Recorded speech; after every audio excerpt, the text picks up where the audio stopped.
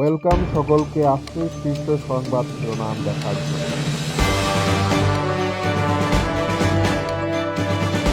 ইউনূস ও তারেক রহমানের ফোনালাপ। শিখদের অভিযোগ হাদিকে হত্যা করেছে Bharat.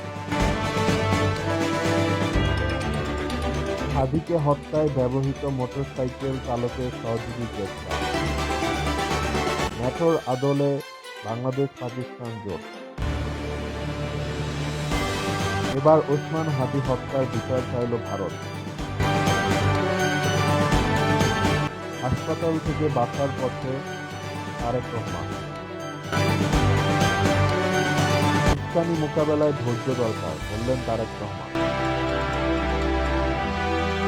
I have a plan for my country, বললেন তারেক রহমান।